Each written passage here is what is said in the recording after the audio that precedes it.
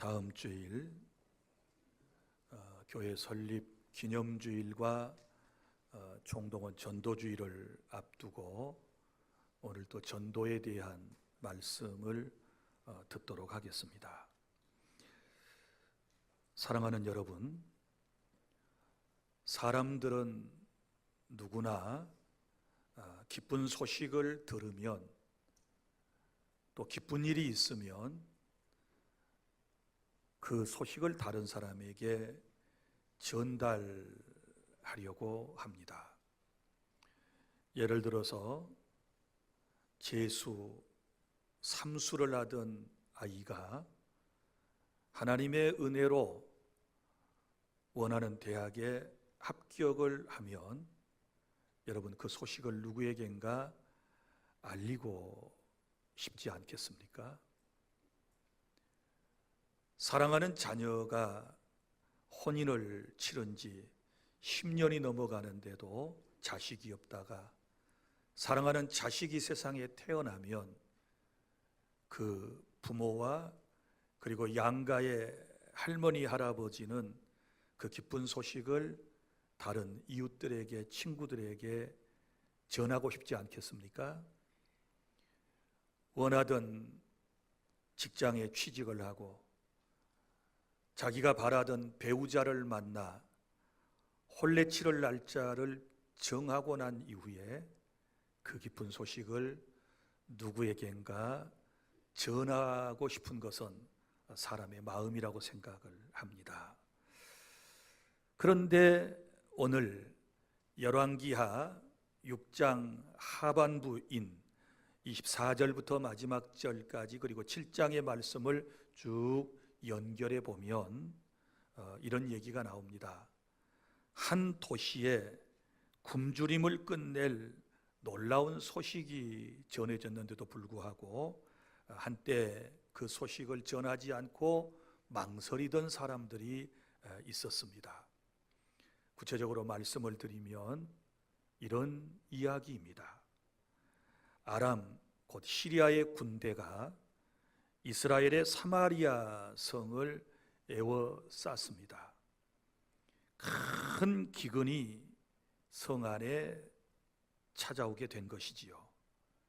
너무 오랜 동안 포위를 당하여 출입이 봉쇄되자 성 안의 사람들은 굶주림에 시달리게 되었습니다. 성 안에는 먹을 것이 모두 떨어져서 유대인들이 율법에 따라 부정하다며 식용을 금지했던 나귀머리 하나가 오늘 6장 25절에 보면 얼마에 팔렸느냐? 은 80세겔에 팔렸다. 은 80세겔을 풀어서 말씀을 드리면 곧 1세겔은 노동자의 당시 4일 품삯이니 320일 품삯을 의미해요. 그러니까 보통 1년 동안 노동자들이 노동을 해야 벌 수 있는 금액을 말하는 것입니다. 나귀머리, 그 율법에 부정하다고 그래서 먹지도 않은 것인데 세상에 먹을 것이 없으니 나귀머리 하나에 노동자의 1년 품삯에 해당되는 돈으로 거래가 되었다. 그 뒤에 보면 비둘기 똥도 사고 팔아요. 비둘기 똥 4분의 1갑 그랬거든요. 여기 갑이라고 하는 것은 이제 1갑은 0.3리터를 말하는 것이에요. 그런데 이 비둘기 똥 4분의 1갑이요. 그것도 4분의 1갑이 5세겔에 거래가 되었다. 5세겔은 20일 품삯이니까 얼마나 비둘기 똥도 비싸게 거래가 되었는가 라고 하는 것을 알 수 있습니다. 그럼 비둘기 똥을 사람들이 어떻게 먹을 수 있을까요? 그것은 비둘기가 이 산 저 산 또 이 들판 저 들판에 다니면서 씨앗이라든지 나무의 열매를 그냥 먹게 돼요. 그러면 이게 체내에 들어가서 소화가 되지 않은 채 나오게 되는데 바로 그것을 먹기 위해서 비둘기 똥을 샀다라고 하는 것입니다. 심지어는 어느 날 두 어머니가 자식을 삶아 먹는 끔찍한 일까지 벌어졌습니다. 자, 한 어머니가 왕께 찾아와서 이렇게 호소를 했습니다. 우리가 드디어 내 아들을 삶아 먹었더니, 자, 이튿날에 이 여인이 자기 아들을 숨겼나이다, 이렇게 말하거든요. 이 얘기를 풀어서 얘기하면 이런 거예요. 먹을 것이 없으니까 부모가 어린 자식을 잡아 삶아 먹는 이런 일이 발생한 거예요. 그래서 두 엄마가 오늘은 내 아들, 내일은 네 아들 삶아 먹자 그랬는데, 그리고 먼저 한 아이를 잡아서 삶아 먹었어요. 그런데 그 다음 날 이제 차례가 된 그 엄마가 자기 아들을 숨겨버렸다는 거예요. 이 얘기를 억울하다고 왕에게 찾아와서 두 여인이 지금 얘기를 하는 겁니다. 한 여인이. 그때에 이 이야기를 들은 왕은 정말 너무너무 마음이 아팠습니다. 그리고 옷을 찢으며 통곡하는 그런 모습을 6장 하반절에서 볼 수 있거든요. 자, 모두가 다 절망하던 때에 그때 하나님께서 예언자 엘리사를 그들에게 보내셨습니다. 그리고 엘리사가 와서 예언을 하는 내용이 바로 오늘 7장 1절부터 시작되는 말씀인데요. 여기 보면 내일 이맘때에 식량값이 폭락하리라 라고 하는 예언, 약속을 하게 되는 것입니다. 지금은 성 안에서 말로 형용할 수 없는 물가 폭등이 일어났고, 심지어 먹어서도 안 될 것들을 지금 엄청난 금액에 사고 팔고 하는 이런 상황이 벌어진 이때에 선지자가 와서 내일 이맘때에요, 식량값이 폭락할 것이다. 그러니 사람들이 믿지 않았어요. 실제 믿지 않는 사람이 여기 2절 3절에 보면 나오지 않습니까? 그런데 다음 날 실제로 이런 기적이 일어나게 된 줄로 믿으시기를 바랍니다. 그런데 이 사마리아 성 밖에는 4명의 나병 환자들이 있었어요. 우리가 상식적으로 나병에 대한 순화 용어는 한센인 이렇게 말하든지, 혹은 한센병에 걸린 사람 이렇게 표현을 해요. 보통 이제 한센인 이렇게 표현을 해야 옳겠지요. 자, 이 한센인 4명이 있었는데요.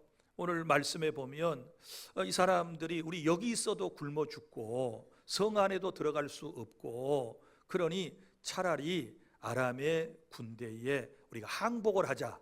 그래서 뭐라도 얻어 먹어야 우리 살 수 있지 않겠느냐 하고 결단을 하고 이제 아람의 군대 진영에 갔더니 세상에 군인들이 한 명도 없는 거예요. 그래서 거기에 있는 것들을 실컷 음식을 먹고 은과 금과 옷과 귀중품을 여러 개를 숨겨두고 있다가 이 사람들이 이제 생각을 한 것입니다. 자, 처음에는 망설였죠. 우리끼리만 계속 잘 먹고 잘 살면 좋겠다 이렇게 생각을 하다가 오늘 성경에 보면 오늘은 아름다운 소식, 곧 좋은 소식이 있는 날이거늘 우리가 침묵하고 있도다. 그러면서 이제 이 소식을 지금 성 안에 갇혀 있는 이스라엘 사람들에게 가서 전달을 해 주었고, 그리고 성 안에 갇혀서 죽기를 기다렸던 이스라엘 사람들이 성문을 열고 밖으로 나와서 아람 군인들이 버리고 놔두고 간 그 모든 것을 먹고 살게 되었다라고 하는 이야기가 오늘 본문의 내용입니다. 자, 그때 그 사람들이 이 좋은 소식을 침묵하면 우리에게 벌이 있을 거다라고 하는 이런 얘기를 오늘 9절에서 하는 것을 볼 수 있습니다. 사랑하는 여러분, 이스라엘의 역사 속 기근과 구원의 사건을 통해서 하나님께서 오늘 저와 여러분에게 주시는 복음 전도의 교훈을 살펴보고 우리도 결단하는 그런 시간을 가져야 될 줄 믿습니다. 자, 그럼 본문을 통해서 깨닫게 되는 바 세 가지를 여러분들에게 말씀을 드릴 터인데, 첫째는 복음을 모르는 사람들의 비참한 현실, 그들의 삶의 모습을 우리는 본문에서 볼 수 있습니다. 여러분 보세요. 엘리사 선지자의 예언이 있기 전까지 사마리아 성 안의 사람들은 절망적인 상황에 처해 있었다 그랬지요. 먹어서는 안 될 것을 정말 고가에 거래를 하고 심지어 사람들까지도 죽여서 잡아먹는 이런 안타까운 현실이었습니다. 여러분, 그만큼 기근의 고통이 극심했고 사람들은 살아남기 위해서 인간다움마저 잃어버리는 참으로 비극적인 현실을 그들이 맞고 있었다라고 하는 것을 이 본문에서 우리는 찾아볼 수 있거든요. 우리는 여기서 인간의 양면성을 보게 돼요. 사람 그러면 인정도 많고 사랑도 넘치는 것 같아요. 실제 일어나지도 않는, 그리고 현실도 아닌 연속극을 보면서 눈물을 뚝뚝 흘리고 있는 모습을 보면 얼마나 정이 많은지 참 사람 같아요. 자기 일도 아니고 연속극 보면서 눈물을 뚝뚝 흘리고 마치 자기 일처럼 막 마음 아파하고 울분을 토하고 이런 걸 보면 정말 정이 많은 게 인간이거든요. 그렇지 않습니까? 그런데 또 마음 한켠에는 정말 이상한 마음이 또 있어요. 이렇게 사람을 잡아먹어, 사람을. 그것도 누구를 잡아먹어요? 자식을 잡아먹어요. 자식을. 자기 배고픔을 해결하기 위해서 사랑하는 자식을 오늘은 네 아들, 내일은 내 아들, 뭐 이렇게 서로 정해가지고 삶아먹는 이런 참 잔인한 인간의 모습을 볼 수 있게 돼요. 그래서 이걸 인간의 양면성이라고 그러는데요. 이 인간의 양면성은 그 유명한 단편 소설 가운데 지킬 박사와 하이드라고 하는 그 소설에 나오는 것처럼 한 사람이 낮에는 천사처럼 활동을 하고 밤에는 악마가 되어가지고 사람들을 막 죽이고 다니는 이런 모습, 이게 바로 인간 본래의 모습입니다. 우리 마음속에는 이 두 가지 마음이 공존해 있어요. 다행히도 저와 여러분은 하나님의 은혜로 구원받아 하나님의 자녀가 되어서 이제는 성령의 음성을 듣고 하나님의 말씀대로 선하게 살아가려고 발버둥을 치지만, 우리에게 은혜가 떠나가면 우리도 또한 그런 정말 악독한 인간으로 변화될 수 있다는 사실을 기억하고 어찌하든지 하나님의 은혜 속에서 강건하여지고 말씀 꼭 붙잡고 승리하는 저와 여러분이 될 수 있기를 바랍니다. 자, 그러니까 성 안에 살아가는 사람들 지금 엄청난 고통을 겪고 있었다. 왜요? 지금 복음을 모르잖아요. 무엇이 복음이었나요? 이 복음은 그들을 포위하고 있었던 아람의 군인들이 전부 다 물러갔다는 소식이잖아요. 그 소식만 누군가가 전해주었고 그들이 알게 되었다면 굳게 닫았던 빗장을 헤치고 나와서 얼마든지 굶주린 배를, 허기진 배를 채울 수 있는데 이 소식을 모르기 때문에 지금 성 안의 사람들이 이런 고통을 받은 것 아닙니까? 이 복음을 모르는 사람들의 모습이에요. 또 성 밖에 있었던 4명의 한센인도 마찬가지예요.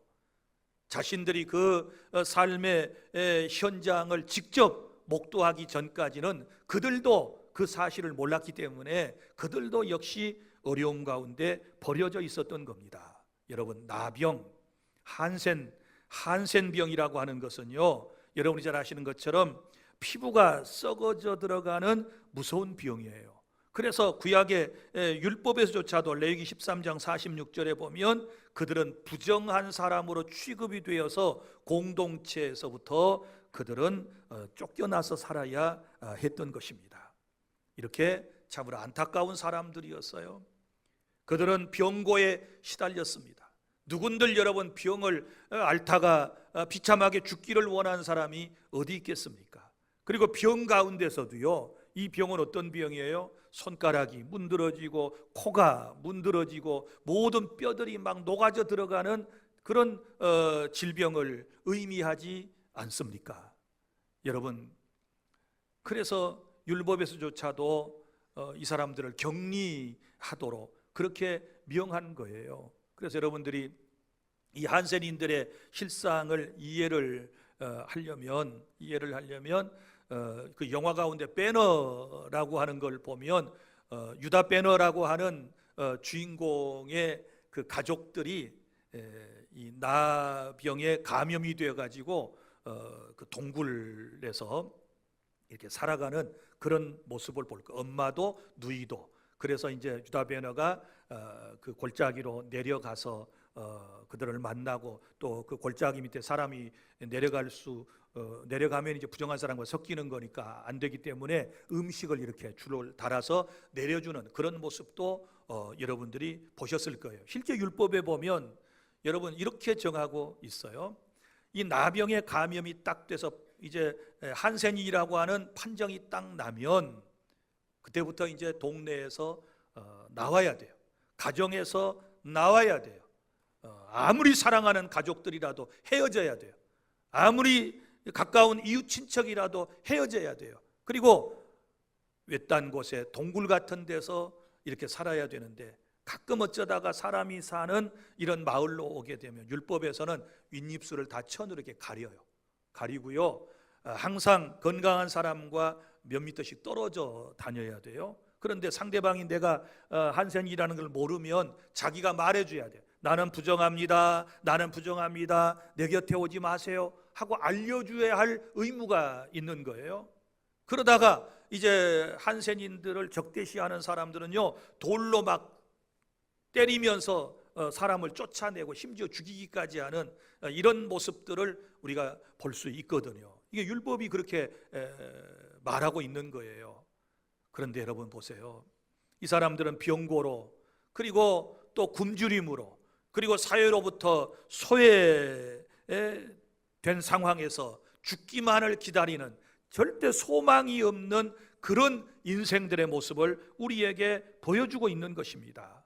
여러분 보세요. 복음을 모르는 사람들, 성 안에 사는 사람이나 성 밖에 살았던 이 한센이나 결코 다를 바가 없었다라고 하는 것을 우리가 본문을 통해서 알게 되는데, 오늘날은 어떨까요? 오늘날도 마찬가지입니다. 하나님의 복음을 알지 못하는 사람들의 삶 역시 이들과 다르지 않다라는 것을 우리는 잘 알고 있습니다. 겉으로 볼 때는 풍요롭게 보이고, 겉으로 볼 때는 아름답게 꾸미고 살고, 겉으로 볼 때는 넉넉한 집안에서 좋은 환경 가운데서 이것도 저것도 누리며 그렇게 살아가는 것처럼 보이지만, 복음이 없는 현대인들, 영적으로 굶주리고 방황하며 삶의 목표를 알지 못한 채 절망 가운데 살아가고 있다는 사실을 여러분은 경험하셨을 거고, 지금도 수많은 사람들이 그렇게 살아가고 있는 줄로 믿습니다. 그래서 사람들은 인생의 이런 공허함을 해소하기 위해서 일시적으로 세상의 쾌락을 추구하고 그것을 이제 선택하여 그런 쾌락에 빠져보기도 하지만, 결국은 마음의 공허를 이기지 못한 채 방황하다가 잘못된 길에 빠져서 여러분 어려운 지경에 처하는 우리 이웃들이 많이 있는 것입니다. 사랑하는 여러분, 복음을 모르는 영혼들, 마치 기근에 갇힌 사마리아 성 사람들처럼 굶주림과 절망 가운데서 죄악의 악순환에 놓여 있는 비극적인 삶을 살아가고 있다라고 하는 것을 여러분이 눈으로, 영적인 눈으로 여러분의 주위의 사람들을 한번 살펴보시기를 바랍니다. 여러분, 이 사람들이 바로 우리가 전도해야 할 대상자들인 줄로 믿습니다. 자, 둘째, 그런데 이러한 절망의 삶을 살아가는 인생들에게 하나님의 기적적인 구원의 소식이 전해졌다라고 하는 것입니다. 절망의 한복판에서 하나님은 놀라운 방법으로 구원을 베풀어 주셨습니다. 자, 하나님이 먼저 누구를 보내셨나요? 엘리사 선지자를 보내셨습니다. 그리고 앞으로 되어질 희망적인 메시지를 전해 주었습니다. 1절에 보면 내일 이맘때에 사마리아 성문에서 고운 밀가루 한 스아를 한 세겔에 보리 두 수아를 한 세겔에 매매하게 될 것이다 라고 예언을 하는 장면이 나옵니다. 모두가 믿기 어려워했지만 하나님께서는 그 예언대로 이루실 계획을 가지고 계셨습니다. 무슨 얘기인가 하면 여러분, 지금은 물가가 성 안에 폭등해가지고 아까 제가 엄청난 비극적인 상황을 말씀을 드렸잖아요. 그런데 내일이면 반전이 일어나요. 언제요? 하룻밤만 지나고 나면은 물가는 폭락하는데, 여기 보면 밀가루 한 스아는 7리터를 말하는 거예요. 그런데 한 스아가 한 세겔의 거래가 되고 보리 두 스아 14리터가 한 세겔에 매매되게 될 것이다. 이렇게 지금 예언을 하는 모습을 볼 수 있지 않습니까? 사랑하는 여러분, 현실과 견주어 볼 때 믿기 어려운 예언이었지만 하나님께서는 선지자를 통하여 주신 그 예언의 말씀을 이루실 계획을 가지고 계셨고, 선지자는 그 말씀을 받은 그대로, 때로는 두려움이 있었지만 그는 전하게 된 줄로 믿으시기를 바랍니다. 벌어지지 않는 일을 확신을 가지고 전한다라고 하는 것은 굉장히 설교자에게 있어서 힘들고 어려운 일입니다. 때로는 목숨을 담보로 하는 일이 되기도 하는 거예요. 여기 실제 믿지 못하고 막 현장까지 방문한 사람도 나오잖아요. 이 사람은 이제 예언한 대로 이 놀라운 혜택을 누리지 못하고 죽는 안타까운 모습이 후반부에도 기록되어 있는 것을 볼 수 있지 않습니까? 자, 보십시오. 그러면 이 선지자의 예언을 이루기 위해서 하나님께서 하신 일들을 보십시오. 어떤 일이 생겼습니까? 밤중에 하나님이 역사하시는데, 지금 사마리아 성을 누가 포위하고 있어요? 아람의 군대, 아람은 시리아라고 또 표현할 수 있어요. 이 시리아 아람 군대들이 포위하고 있잖아요. 그런데 갑자기 어떤 일이 생겼습니까? 여기 6장 사무엘하 6장에 보면 이런 일이 생기는 거예요. 자, 아람의 군대 소리. 자, 아람이 이제 군대 소리를 듣고 병거 소리를 듣고 말소리를 듣고 거대한 군대가 몰려오는 소리를 그들에게 들리게 하셨어요. 그러니까 잠을 자고 있는데, 지금 보초를 서고 있는데 갑자기 막 사방돼서 군사들이 막 몰려오는 함성 소리에다가 말발굽 소리에다가 병거 소리가 막 들려오는 거예요. 그러니까 이 사람들이 깜짝 놀란 거예요. 이스라엘 사람들이 다른 연합군들을 초청을 해가지고 불러가지고 지금 이 밤에 우리를 공격해 오는구나, 이렇게 생각을 하고 이 사람들이 혼비백산해가지고요, 장막도 그대로 두고 모든 무기도 그대로 두고 먹을 것도 그대로 두고 그동안 빼앗아 놓았던 은금과 옷가지도 그대로 두고 혼비백산해서 모두가 다 도망가 버리게 된 줄로 믿습니다. 자, 보세요.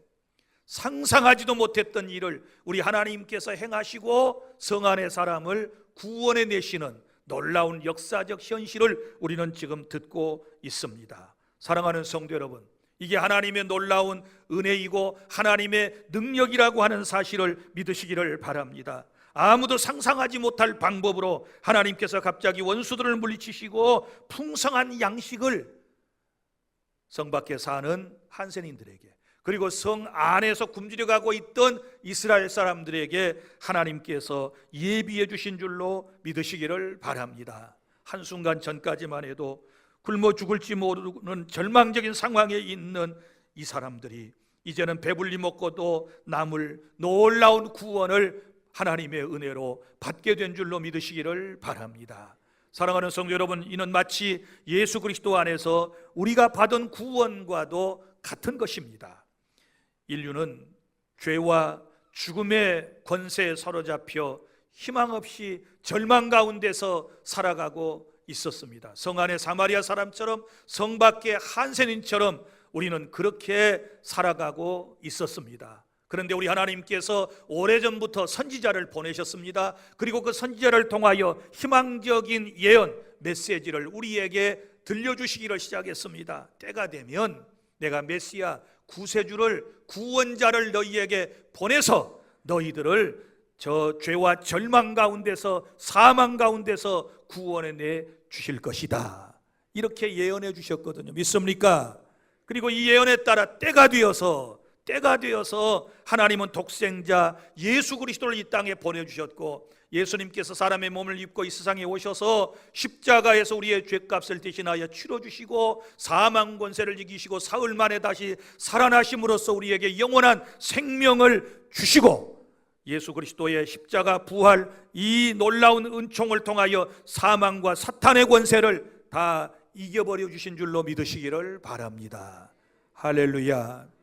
사랑하는 여러분, 우리가 행한 선이나 노력이 아니라 전적인 하나님의 능력과 은혜로 저와 여러분에게, 인류에게 구원의 길이 열린 줄로 믿으시기를 바랍니다. 이제 누구든지 예수님께 나오기만 하면 죄사함과 영생의 양식을 거저받게 되는 것입니다. 그래서 예수님께서 말씀하셨습니다. 나는 하늘에서 내려온 생명의 산 떡이니 나를 먹는 자는 결코 줄이지 아니할 것이다. 믿습니까? 우리 주님은 생명의 산 떡으로 우리에게 오셨습니다. 사람이 떡을 먹어야 육체가 살 수 있듯이 우리는 생명의 산 떡이신 예수 그리스도를 믿음으로 영원한 생명을 얻고 구원의 은총을 받게 될 줄로 믿으시기를 바랍니다. 사마리아 성에 임한 놀라운 구원의 소식처럼 복음은 죄와 절망 가운데 있던 사람을, 그 인생을 한순간에 바꿀 수 있는 기쁜 소식이 된다는 것을 믿으시기를 바랍니다. 하나님의 기적적인 구원의 소식을 우리가 이미 받았고, 그 소식을 통하여 우리가 지금 은혜로 구원받은 이후에 여기서 지금 예배하고 있음에 대하여 또 감사하실 수 있기를 바랍니다. 셋째, 이제 우리는 이 좋은 소식을 전해야 할 책임이 우리에게 있습니다. 믿습니까? 이 좋은 소식, 이 아름다운 소식을 전해야 할 책임이 우리 모두에게 있다. 아람의 군대가 깊이 도망가 버린 사실을 가장 먼저 알게 된 사람들은 누구였을까요?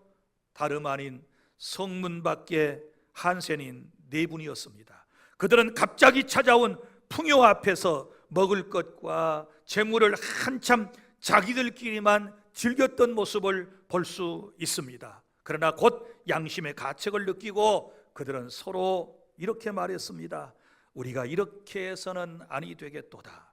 오늘은 아름다운 소식이 있는 날이거늘 우리가 침묵하고 있도다. 만일 밝은 아침까지 기다리면 벌이 우리에게 미칠지니 이제는 왕궁에 가서 알리자 하고, 이들은 더 늦기 전에 우리가 빨리 밤중에라도 성으로 뛰어들어가서 이 기쁜 소식을 알려주자. 그래서 이 소식을 밤에 가서 알렸던 것이고, 그리고 그 성 안에 사는 사람들이 그 소식을 듣고 문을 열고 나와서 모두가 살게 된 줄로 믿으시기를 바랍니다. 할렐루야. 여러분 보세요. 만약에 이들이 자기들만 살겠다고 소식을 전하지 않았다면, 아람의 군인들이 다 흩어져 버리고 지금 성 밖에는 아무도 없다는 이 사실을 알리지 않았다면, 성 안에 수많은 사람들은 하나님의 구원의 놀라운 은총이 있음에도 불구하고 계속 굶주림에 시달리다가 그들은 죽어갔을 것입니다. 다행히도 감사하게도 그들이 제때에 좋은 소식을 전한 덕분에 온 성이, 그의 가족들이, 그의 민족이 살아나게 된 줄로 믿습니다.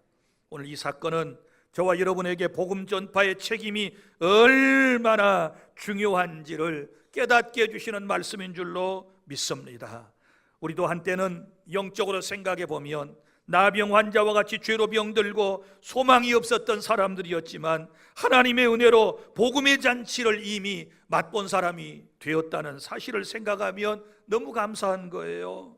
이제는 우리가 누리는 이 구원의 기쁨을 우리끼리만 누리고 있는 사람이 된다면 우리 하나님께서 절대로 기뻐하시지 아니할 줄로 믿습니다. 하나님께서 이 성 밖에 있었던 사마리아 사람들을 복된 소식을 전하는 도구로 삼으신 것처럼 오늘 저와 여러분을 그러한 도구로 사용하기를 원하시는 줄로 믿습니다. 그래서 성경은 이렇게 말씀을 하거든요.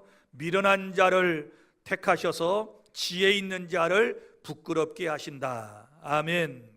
미련한 저와 여러분을 구원하셔서 지혜로운 사람들에게 이 기쁜 소식을 전하게 하신다 라고 하는 것입니다. 오늘 말씀 그대로예요. 하나님께서 세상에서 버림받은 이 한센인들을 통해서 구원의 기쁜 소식을 전하게 하듯이 하나님께서 세상에 미련한 사람, 못난 사람을 먼저 복음으로 구원해 주신 다음에 우리를 도구로 쓰기를 원하신다.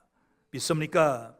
저와 여러분은 너무나도 평범하고 연약한 존재들입니다. 하나님은 우리를 사용하기를 원하십니다. 그래서 사도 바울도 이런 고백을 했습니다. 만일 내가 복음을 전하지 아니하면 내게 화가 있을 것이로다. 내가 복음을 전하지 아니하면 화가 있을 것이로다. 오늘 여기 나오는 4명의 한센인과 똑같은 고백이에요. 만일 이 기쁜 소식을 내일 아침까지 기다리고 전하지 아니하면 우리에게 벌이 있을 것이다. 여러분, 이거 복음에 대한 시급성인 줄로 믿으시기를 바랍니다. 이제 우리의 마음은 급해져야 하는 것입니다. 내가 복음을 전하는 일을 중단하게 되면 하나님 앞에서 책망과 징계를 받을 수도 있다는 경각심을 다시 한번 가질 수 있기를 바랍니다. 무엇보다도 우리의 가족과 이웃 가운데 여전히 영적 굶주림에 허덕이면서 죽어가는 영혼들이 많다는 사실을 기억해야만 할 것입니다. 우리 교회가 이 땅에 존재하는 가장 중요한 이유는 바로 그러한 그들에게 복음으로 생명의 떡을 나누어 주는 일인 줄로 믿습니다. 이 일을 위하여 하나님께서 42년 전에 목포주한교회를 세워주셨고 우리 교회를 세우신 이후에 수많은 영혼을 구원해 내셨고 오늘 여기 예배하는 여러분들도 그 일부분 한 일원 공동체가 되었다는 사실에 감사하실 수 있기를 바랍니다. 다시 말합니다. 복음은 급히 전해야 합니다. 자, 이 사람들의 생각 같은 거 보세요. 내일 아침까지 가면 우리가 벌이 있다. 그럼 뭐예요? 지금 당장의 복음을 전해야 되겠다라고 하는 이 전도자의 책임감을 마음속에 지금 깨닫고 있는 것입니다. 사랑하는 주 안의 성도 여러분, 이제 오늘 이 말씀을 듣고 난 이후에 저와 여러분에게는 결단과 실천이 이제는 필요한 줄로 믿으시기를 바랍니다. 먼저 여러분들이 전도할 대상자를 정하셨으면 이번 한 주간 특세를 통하여 그들을 위하여 간절한 마음으로 기도하시기를 바랍니다. 그들의 이름을 불러가며 하나님 앞에 간절한 마음으로 기도해 주시기를 바랍니다. 그리고 하나님의 은혜 가운데서 용기를 내십시오.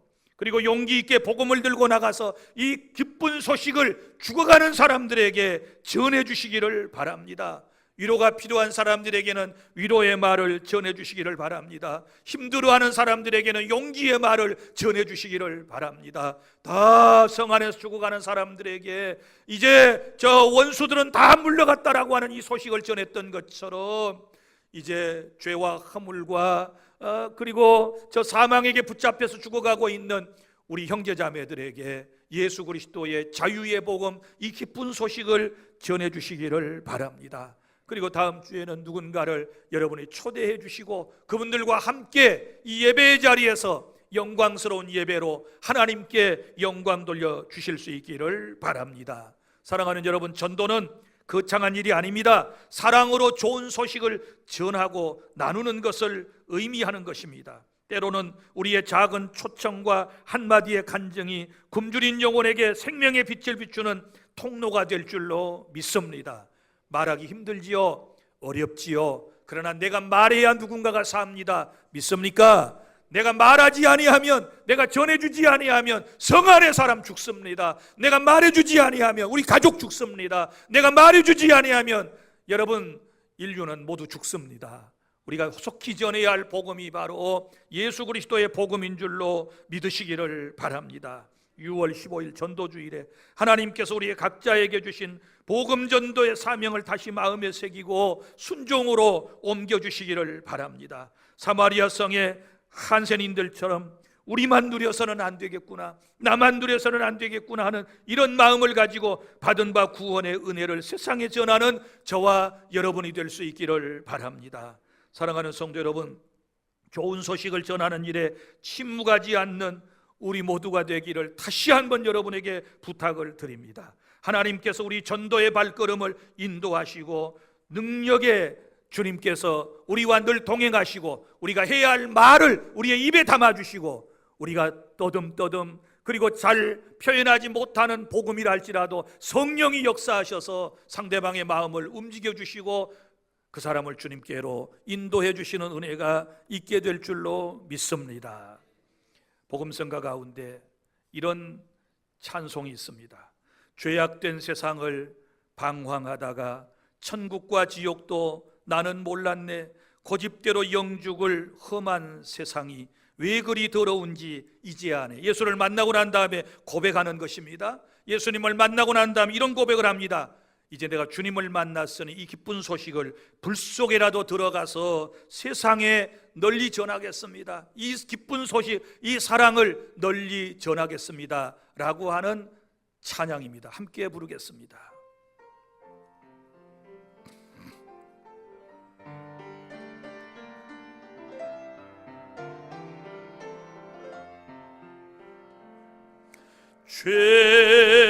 죄악된 세상을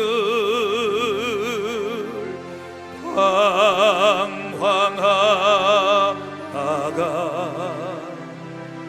천국과 지옥도 나는